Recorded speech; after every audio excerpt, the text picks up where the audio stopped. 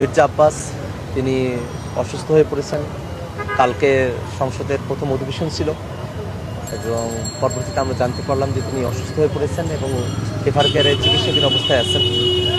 আজকে জাতীয় নাগরিক পার্টি এনসিপির পক্ষ থেকে আমি এবং আমার দলের সিনিয়র যুগ্ম আহ্বায়ক আমরা দুইজন তার স্বাস্থ্যের খোঁজখবর নিতে এবং পরিবারের সাথে সাক্ষাৎ করতে আমরা এফআর কেয়ারে এসেছি। এখানে বর্তমানে তিনি একটা সার্জারির মধ্য দিয়ে তাকে যেতে হচ্ছে।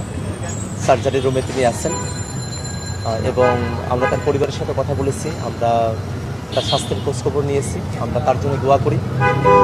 বাংলাদেশে জাতীয়তাবাদী রাজনীতির জন্য তার যে দীর্ঘদিনের সংগ্রাম, সেই সংগ্রামের সাথে বিএনপির রাজনীতি এবং বাংলাদেশের রাজনীতির একটা ওতপ্রোত সম্পর্ক রয়েছে। আমরা তার জন্য দোয়া করি যে তিনি খুব দ্রুত সুস্থ হবেন, তিনি সুস্থ হয়ে আমাদের মাঝে ফিরে আসবেন। এবং আমি নিজে যেহেতু একজন সংসদ সদস্য, তিনি একজন সংসদ সদস্য হিসেবে সংসদে তার সাথে আমাদের একটা পারস্পরিক ইন্টারাকশন হবে এবং তিনি সুস্থ হয়ে নতুন করে দেশের জন্য সংসদে তিনি কাজ করতে পারবেন, তার পার্টির জন্য কাজ করতে পারবেন, এই আশাবাদ আমরা রাখছি।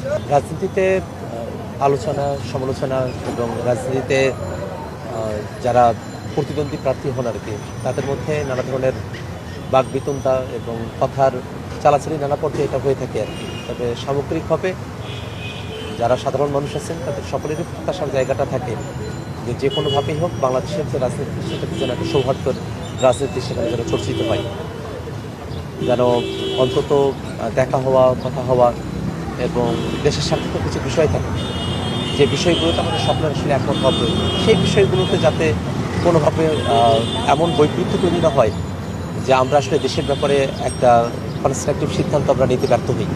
তো আমরা মনে করি যে রাজনীতিতে আলোচনা সমালোচনার যে জায়গাগুলো থাকবে সেটার বাইরেও একটা সৌহার্দ্য এবং সেই সৌহার্দ্যের জায়গা থেকে বাংলাদেশকে ধারণ করে একতাবদ্ধ হয়ে কিছু সিদ্ধান্ত নিতে পারার মতো একটা পরিবেশ বাংলাদেশের রাজনীতিতে সবসময় বহমান থাকা প্রয়োজন। এই রাজনৈতিক সৌহার্দ্য তারা চর্চা করে বা চেষ্টা করে। জাতীয় নাগরিক পার্টি এনসিপি বাংলাদেশে যতগুলো এখন ফেসিবাদ বিরোধী রাজনৈতিক শক্তি আছে, আমরা সকলের সঙ্গেই একটা আন্তরিকতার সম্পর্ক আমরা বোধ করি।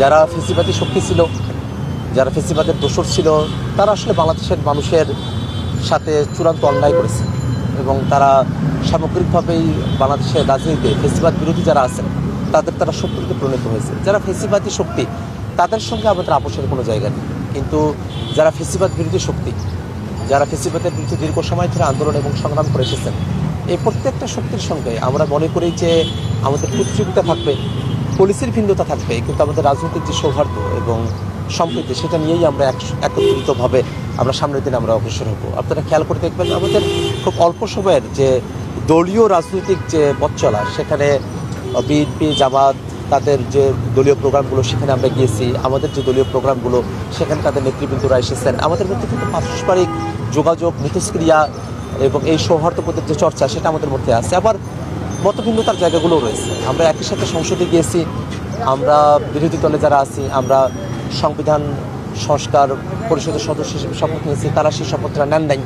এই যে পার্থক্যের জায়গাগুলো আছে সেটা নিয়ে আমরা কথা বলছি, তারা তাদের যুক্তিগুলো দিচ্ছেন এবং জনগণই কিন্তু শেষমেশ ডিটারমিনার, জনগণই কিন্তু শেষমেশ নির্ধারক যে তারা আসলে কাকে শেষ পর্যন্ত সমর্থন করবেন। কিন্তু এটা যেন কোনোভাবেই হাসিনার রাজনীতির মতো না হয়ে যায়, যে হাসিনা যেভাবে সবাইকে আদারিং করে দিয়েছিল, সবাইকে একেবারে মানবিক মর্যাদা থেকে দূর করে দিয়েছিল, একেবারে উন্মানুষে পরিণত করেছিল, কোনো রাজনৈতিক অধিকার দিতে চায় নাই, এরকম পরিবেশ যেন বাংলাদেশের রাজনীতিতে সামনের দিন আর তৈরি না হয়, সেজন্য জাতীয় নাগরিক পার্টি আমাদের যে ভূমিকা সে ভূমিকা আমরা পালন করে যাবো ইনশাআল্লাহ।